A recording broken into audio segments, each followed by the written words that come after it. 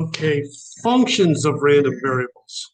Um, and I kind of found this probably one of the more difficult aspects of my whole module on probability. And I think my students did as well. So this is one that I think is a little bit tougher to deal with, especially when we get into functions of more than of two random variables. But first, let me just cover functions of a single random variable. And here's what's going on. Suppose we want the PDF, a whole probability density function, y, given the probability density function of x and a functional relationship between x and y, so that y is some function of x.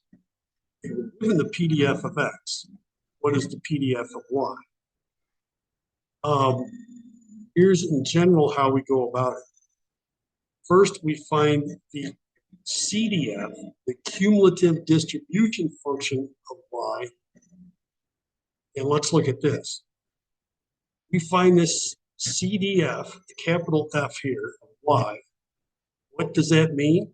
Remember, it was defined this way. Well, it's defined as a probability that the random variable is less than or equal to some argument. But in this case, y is this function of x. And how do you calculate such a probability? You do that by integrating over the PDF of x, where this condition is true. So that's how we actually calculate. Figuring out this interval is probably the hard part of the problem.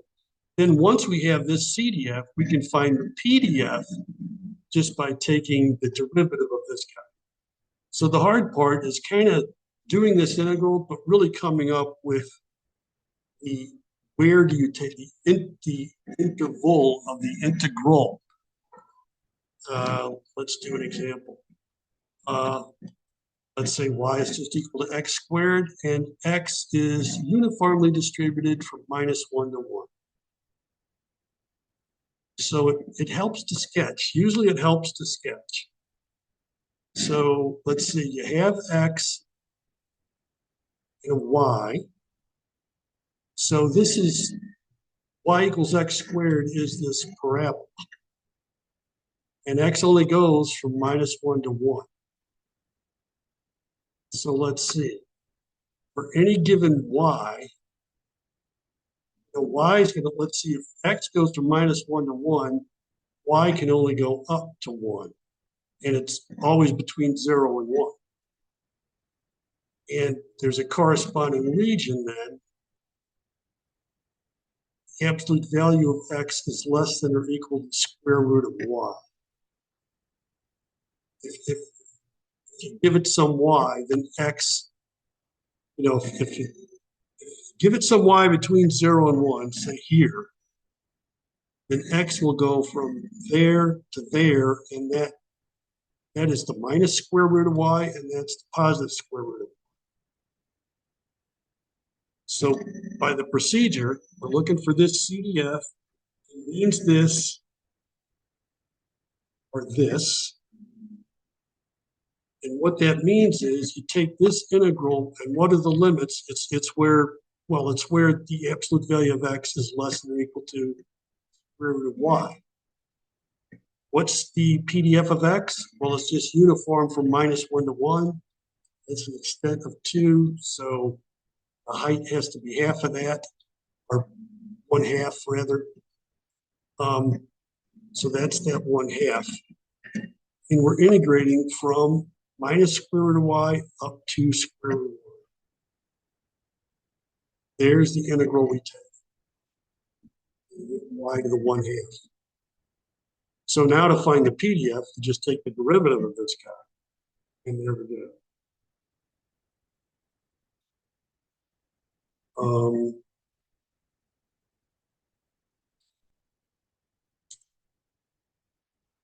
If the relationship is 1 to 1, that means it's going to be either strictly increasing or strictly decreasing.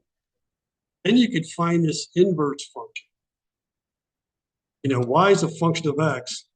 could also say x is a function of y. Yeah, we couldn't do that because you had, for any given y, you actually had two values of x. It wasn't a good, well-defined function. Y is a well-defined function of x, but in this case, x is not a well-defined function of y. But if it is one-to-one, then I'm not going to go through this derivation. Then you can come up with a formula. If you want to freeze the frame and go through this derivation, go ahead. But let's just take this formula on faith and do an example using a formula instead of the other way. This way always works, but sometimes it's more cumbersome than just using this formula. So let's do an example. Let's say the x is, well, it looks like it's Gaussian or normal distributed, and y is a linear function of that x. Call that the g of x. So we can solve for x here.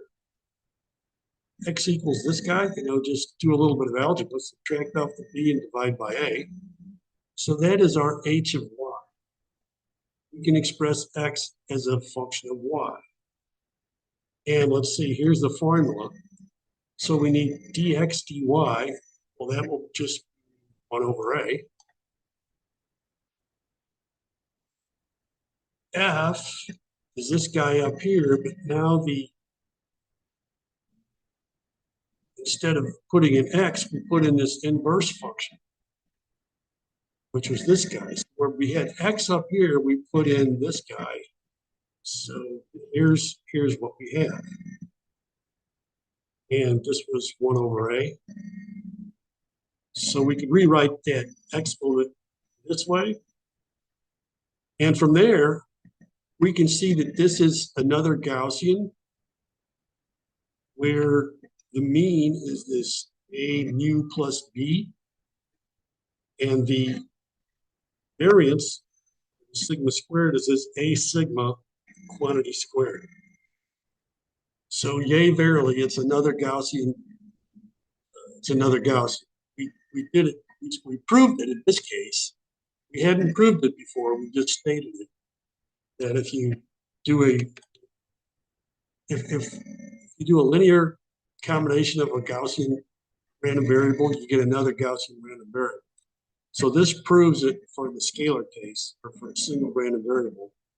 It is also true if it's a random vector, but that's a little bit tougher to prove.